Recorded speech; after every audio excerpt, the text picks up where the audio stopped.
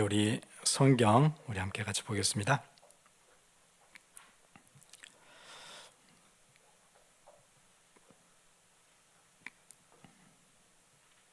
우리 이사야서에 있는 말씀을 우리 함께 같이 보겠습니다. 이사야서 9장입니다.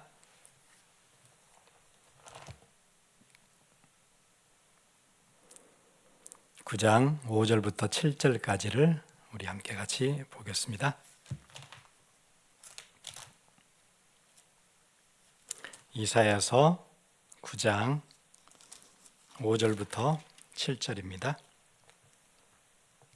우리 같이 읽겠습니다. 어지러이 싸우는 군인들의 신과 피 묻은 겉옷이 불의 섭같이 살라지리니 이는 한 아기가 우리에게 낳고 한 아들을 우리에게 주신 바 되었는데 그의 어깨에는 정사를 메었고 그의 이름은 기묘자라 모사라 전능하신 하나님이라 영존하시는 아버지라 평강의 왕이라 할 것임이라. 그 정사와 평강의 더함이 무궁하며 또 다윗의 왕자와 그의 나라에 군림하여 그 나라를 굳게 세우고 지금 이후로 영원히 정의와 공의로 그것을 보존하실 것이라. 만군의 여호와의 열심히 이를 이루시리라. 아멘.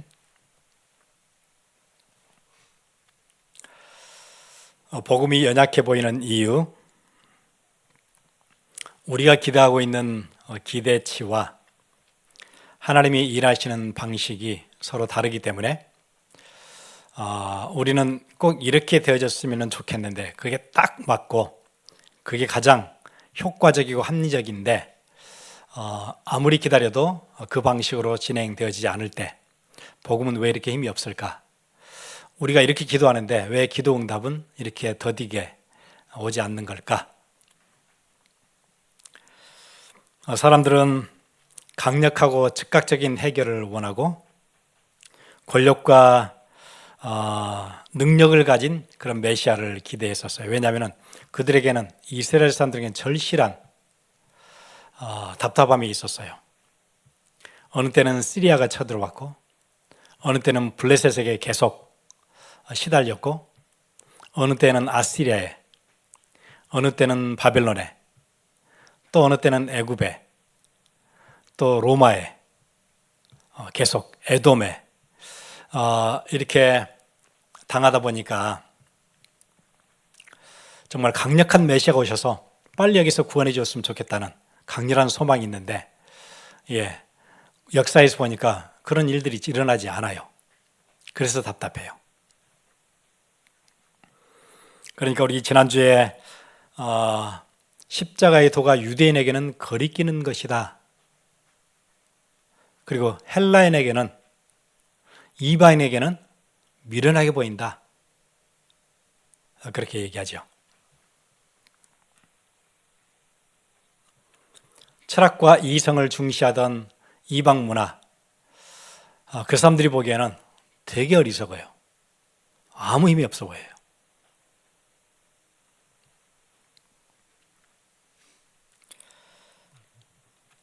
이게 지금 현실에 있어서 21세기를 내려오면서 수세기 동안의 사람들의 생각은 문제를 해결하려면 힘이 있어야 돼요. 권력이 있어야 돼요. 능력이 있어야 돼요. 그래야 문제를 해결해요. 심지어 평화를 유지하는 것도 평화롭게 유지하는 게 절대 아니에요. 평화를 뭐 가지고 유지해요? 강력한 응징력을 가지고 유지하는 거예요. 어마어마한 국방력을 가지고 평화를 유지하는 거지 평화로 평화를 유지하는 게 아니에요.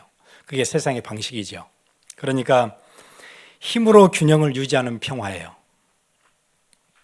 그러니까 파워 베이스드 피스예요. 파워가 베이스드 돼야 돼요. 월등한 국방력으로 평화를 내가 잡고 있는 거지 서로 사이가 좋아서 평화롭게 지낼 수 있는 게 아니에요. 그런데 이 구조가 갖는 모순을 보세요. 그러다가 공격을 하죠. 그러면 공격을 받은 사람은 아무리 힘이 없어도 거기에 대해서 보복을 해요. 응징을 해요. 그러니까 전에 그 미케벨리가 했던 얘기 있죠. 군주론에서 어느 나라를 짓밟을 때는 어떻게 해야 된다고요? 보복을 하지 못할 만큼 잔인하게 응징을 해야 된다. 그게 사는 길이다. 역사를 보면서 이 사람 똑똑한 사람이에요. 군주론 한번 읽어보세요. 되게 똑똑해요. 그런데 이 사람 하는 얘기가 그거예요. 응징을 하지 못할 만큼, 보복을 상상도 못할 만큼 강력하게 짓밟아 놔야, 그래야 보복이 없다.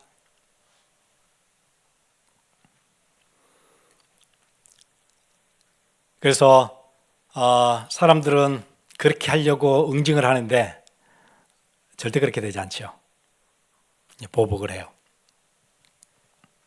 그러면은 갈등이 더 심화돼요.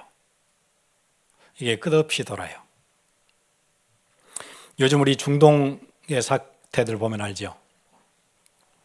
엄청난 긴장, 텐션 속에 있다가 공격을 했어요. 그랬더니 어떻게 하던가요? 사실 제공권도 다 무너졌는데 응징하잖아요. 끝까지 보복하잖아요. 그러니까 미국의 군사력은 어마어마해서 저 하늘 저 위에서부터 바다 저 심해 밑에까지를 다 컨트롤해요. 그리고 전쟁을 미국처럼 잘하는 나라는 없어요. 여러분 정치를 보시면 되게 어수룩해 보이고 그러는데 그렇지 않아요. 전쟁을 하는 데 있어서는 어마어마한 경험을 가지고 있고, 그리고 공격 자산을 가지고 있고, 절대 실패하지 않을 무기들을 다 가지고 있어요. 전략 무기들을 가지고 있어요. 근데 그걸로 해결이 되면 좋겠는데 안 돼요, 잘.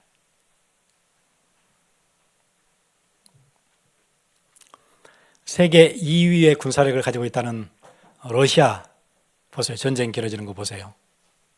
그렇게 딱 되는 게 아니에요.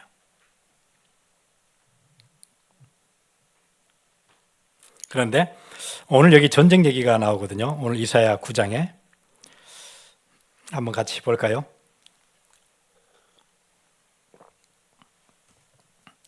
어지러이 싸우는 5절입니다. 어지러이 싸우는 군인들의 신과 피 묻은 겉옷이 불의 섭같이 살라지리니. 그렇게 얘기해요. 지금 어느 상황이죠? 어지러이 싸우는 군인들의 신. 군인들이 신발이 벗겨져 있어요. 전사한 거죠. 그 어지러이 널려 있어요.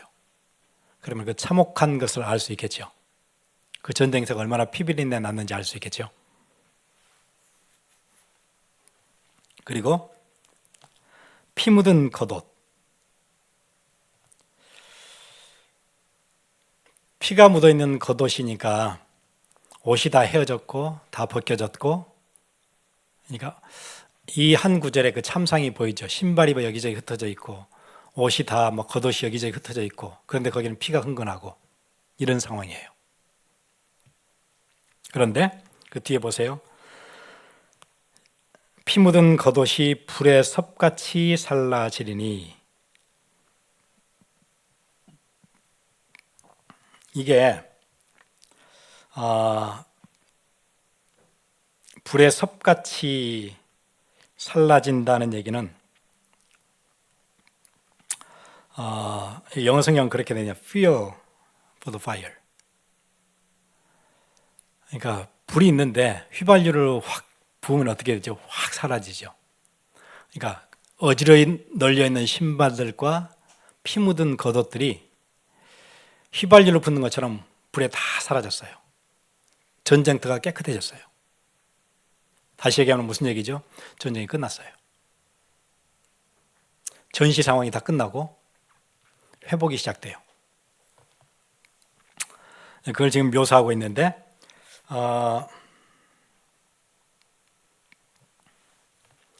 6절 보니까 이는 한 아기가 우리에게 낳고 한 아들 우리에게 주신 바 되었는데, 그렇게 얘기해요. 이는, 이 얘기가 무슨 얘기냐면은 이렇게 어지럽고 피비린내 나고 잔혹했던 전쟁이 완전히 다 끝나지고 전쟁터가 이제 정리가 다 되어졌는데, 이는, 그렇게 된 이유는 무엇 때문에 그렇게 되어졌느냐, 어떤 이유가 있었는데 전쟁이 다 끝났느냐, 이는 한 아기가 우리에게 낳고 그래서 그랬다. 전쟁이 어떻게 끝나느냐? 한 아기가 태어났는데 그래서 끝났다. 그래서 오늘 제목이 전쟁을 그칠 한 아기가 태어났다. 제 제목을 그렇게 잡았어요. 제가 이제 제목을 잡는데 여러 단어들을 이렇게도 쓰고 저렇게도 쓰고 의미를 이렇게도 하고 그게 30분도 넘게 걸려요. 제일 마지막에 이제 제목을 쓰는데 수도 없이 바꿨어요. 이렇게도 바꿨다 저렇게도 바꿨다. 근데 이제 마지막 결정을 한 게 전쟁을 그칠 한 아기가 태어남. 이렇게 제목을 잡았는데요. 5절에 나오는 것처럼 이 처절하고 피비린내 나고 그 안에 엄청난 갈등들과 미움들과 그런 구조들이 막 엉켜있는 그게 정리가 확 되어졌는데 이는 한 아기가 낳고 한 아들이 태어났어요. 거기서 다 끝났대요.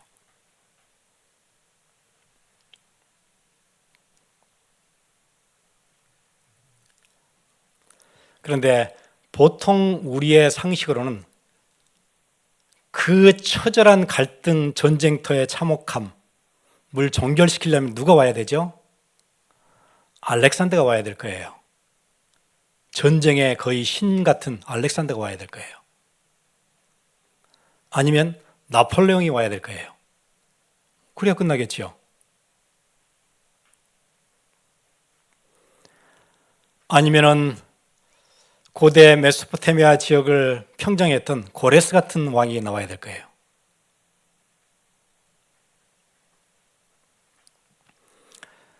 그 메데라는 큰 나라 옆에 조금 붙어있던 페르시아, 거기에 왕이었던 고레스가 갑자기 힘을 얻어서 메데를 다 점령하고 고대 근동의 그 메소포타미아 지역을 다 점령하잖아요. 그런 왕이 나와야 될 거예요. 그런데 한 아기가 낳았는데 끝났어요. 전쟁이 끝났어요.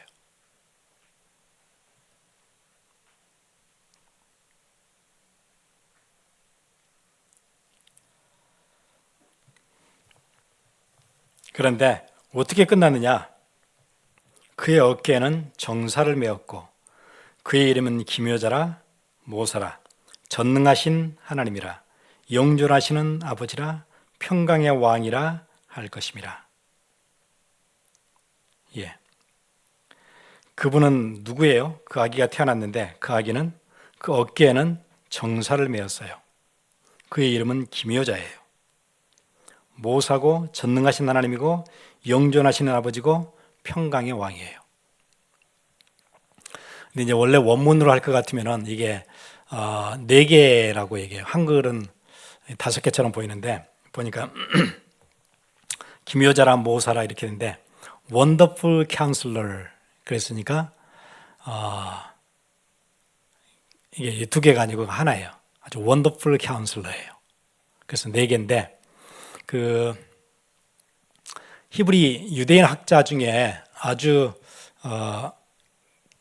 원문 번역을 뛰어나게 잘하는 학자가 있는데 그 주이시예요. 그 사람 이름이 김치예요.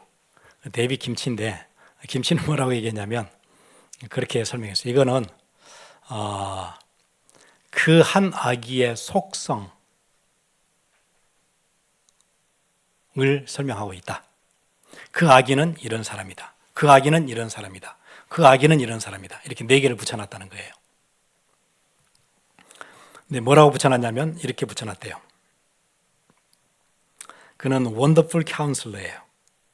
그러니까 경영에서 아주 뛰어난 분이에요. 놀라운 상담자 약간 그런 의미는 조금 아니에요. 하나님이 일으키신 놀라운 일들을 봐라 구약 전체를. 그 아기가 그런 분이다. 기이한 일을 행하시는 분이다.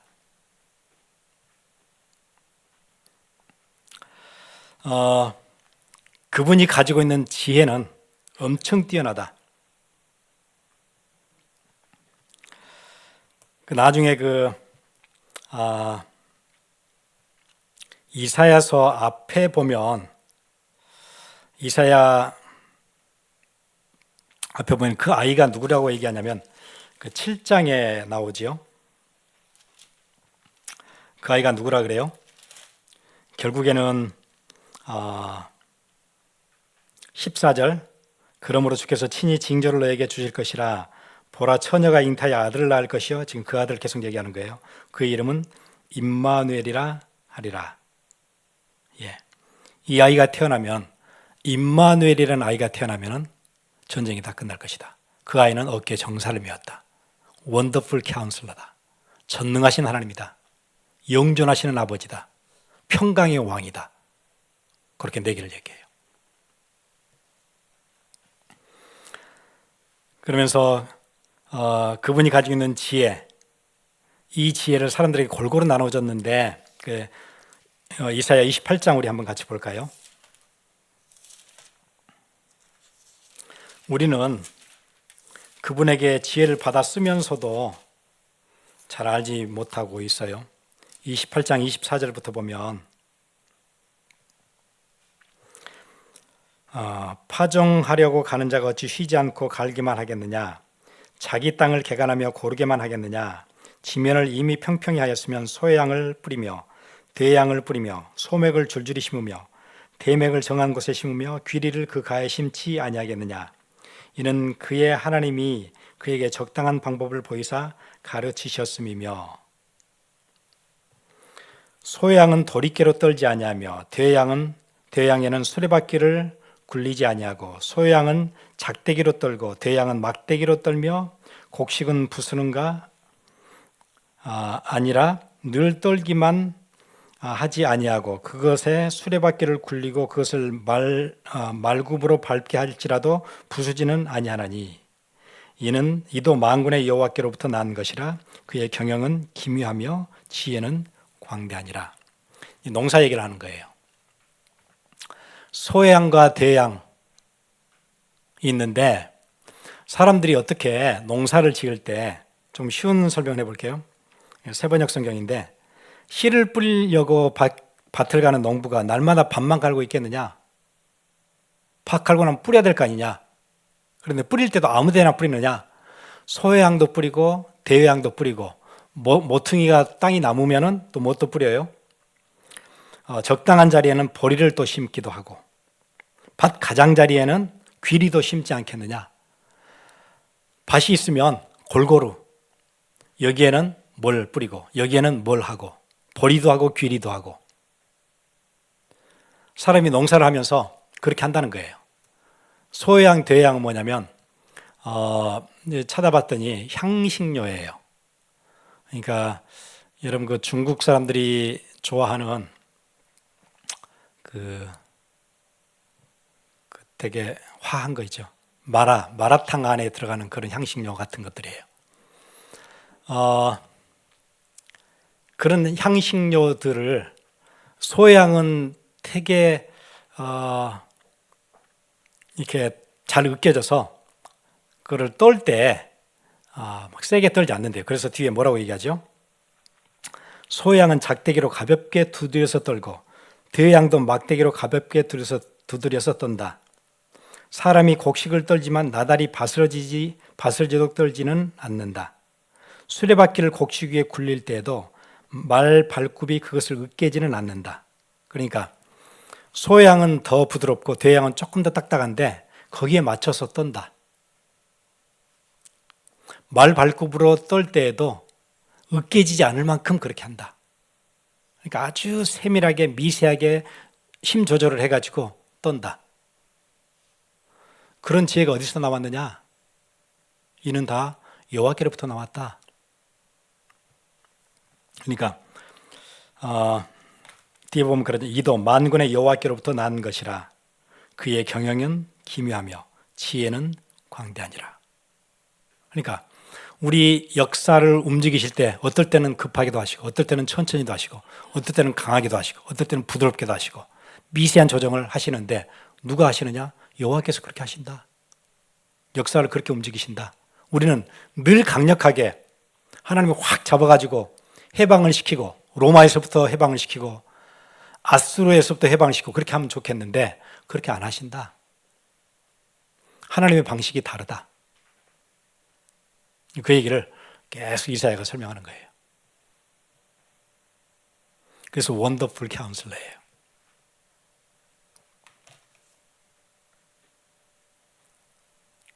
그러니까 작은 씨앗은 이렇게 털어가지고 그렇게 향신료를 만들어야, 이렇게 재배해야 되는 거 아니냐. 막 때리면 돼요?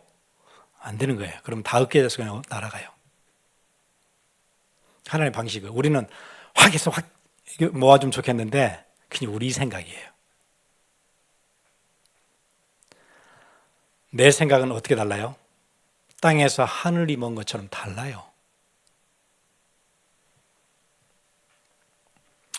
그러면서 Mighty God 그렇게 얘기해요.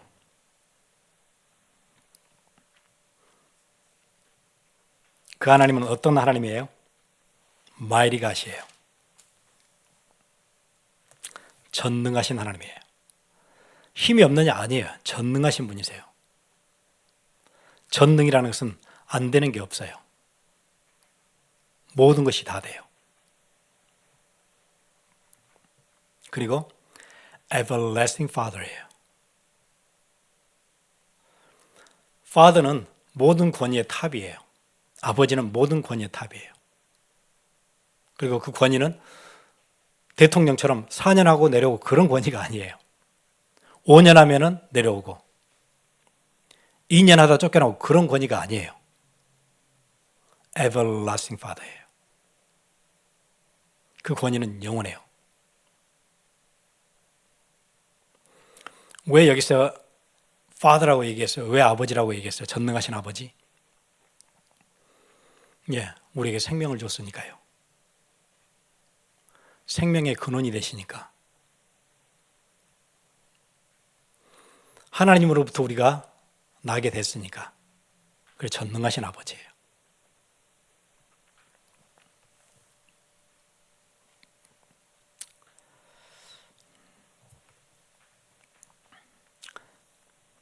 전능하시고 영존하시는 아버지, 그 다음에 평강의 왕이에요.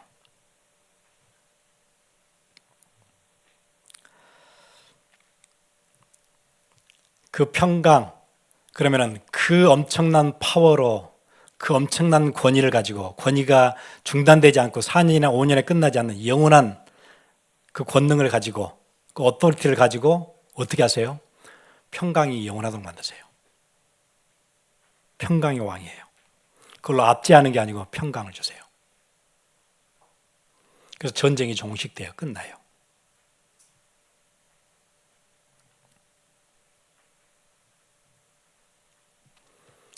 그러면 이 평화가 어떻게 오느냐? 11장에 이렇게 올 것이다 이렇게 설명해요. 한번 같이 볼까요? 이사야 11장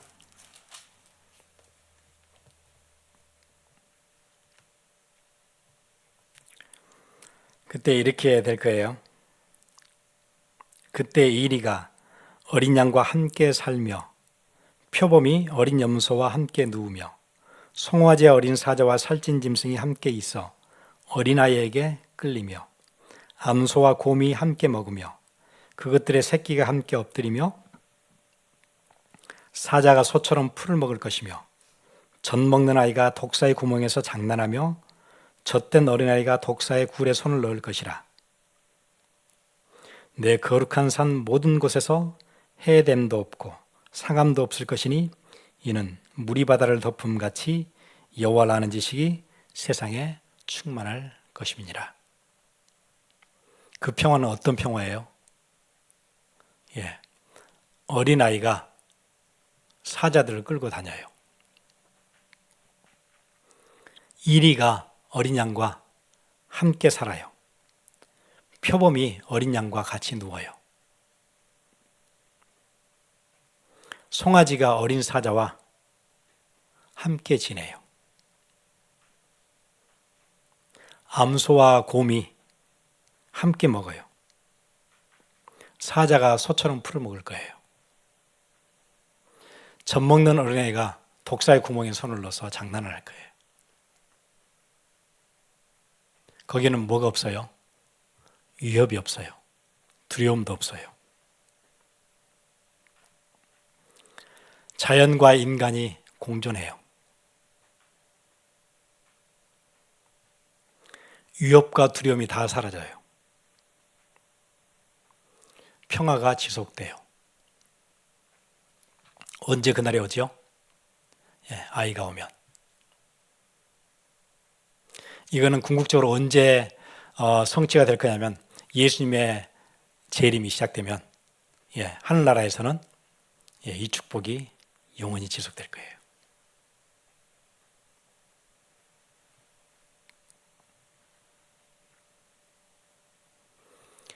그러면 지금 우리는요, 여러분에게는 갈등 많이 있지요. 안 되는 거 있지요. 지금 세상은 계속 전쟁이잖아요.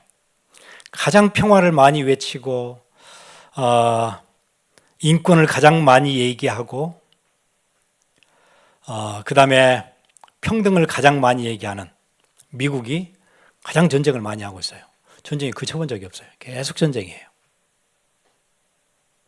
가장 평화를 사랑하고 가장 많이 얘기하는데, 세계 평화를 가장 많이 주장하는데 전쟁은 가장 많이 하고 있어요. 그래서 인간의 방법은 그 방식밖에 안 되는 것 같아요. 그럼 다른 나라들은 착해서 못하느냐? 힘이 없어 못하는 거예요. 능력이 안 돼서 못하는 거예요. 능력만 되면 더 할 거예요. 다른 나라는 미국처럼 능력만 되면 더 해요. 훨씬 더 해요. 더 사납게 할 거예요. 인간은 그래요. 그런데 한 아이가 오면 전쟁이 그쳐요. 그러면 세상의 구조를 확 줄여서 우리 개인에게 맞춰보면 우리 안에 뭐 있죠? 끝없이 갈등이 있어요. 국제 간에 갈등이 있는 것처럼, 나라들 간에 분쟁이 있는 것처럼 내전이 있고, 거기에 정부군이 있고 비정부군이 있고 반군들이 있어 서로 갈등하고, 우리 안에 뭐가 있어요? 똑같아요. 가정 안에 갈등이 있어요. 직장에 가면은 갈등이 있어요. 가장 평화롭고 가장 쉴 수 있는 공간인 가정에서 상처를 제일 많이 받아요. 내가 사랑하기로 했던, 내가 선택했던 그 사람과 가장 갈등을 또 많이 해요. 왜 이렇게 복잡해요? 왜 이렇게 내 마음은 편안하지 않아요? 왜 사람들은 버티다 못해서 정신 문제가 오기도 하고, 끝없이 증오, 끝이 없기도 하고, 왜 그렇게 살지요? 그럼 여러분, 직장에 있는 누구보다 내가 능력이 훨씬 뛰어나면, 경쟁력이 훨씬 뛰어나면 해결될까요? 힘으로 해결될까요? 그러면 또 다른 갈등이 또 생길 거예요. 그래서 여러분 안에 있는 갈등과 괴로움과 걱정과 근심과 불안함과 염려, 이거는 힘으로, 능력으로, 경쟁력으로 절대 해결되지 않는데요. 누가 와야 돼요? 하나님이 와야 돼요. 그분이 통치하셔야 돼요. 그 어깨는 정사를 메었어요. 그 이름이 뭐예요? Wonderful Counselor예요. Mighty God이에요. Everlasting Father예요. 그리고 Prince of Peace, 평강의 왕이에요. 그분이 오셔야 돼요. 그러면 끝나요. 혹시 여러분 안에 여러 가지 문제, 갈등, 답답한 것, 헷갈리는 것, 해결 안 되는 것 있다면 그리스도 앞으로 가시면 돼요. 그 안에서 해결돼요. 다른 데로 가면은 인생이 계속 시간만 갈 거예요. 해결 안 된 채로 시간이 갈 거고, 여러분이 해결하는 방식 가지고는 갈등이 더 커질 거예요. 갈등이 심화돼요. 문제 해결이 없어요. 세상에 돌아가는 이치를 보세요. 재검권이 다 뺏겼는데도 포기하지 않잖아요. 우리 함께 같이 기도하겠습니다.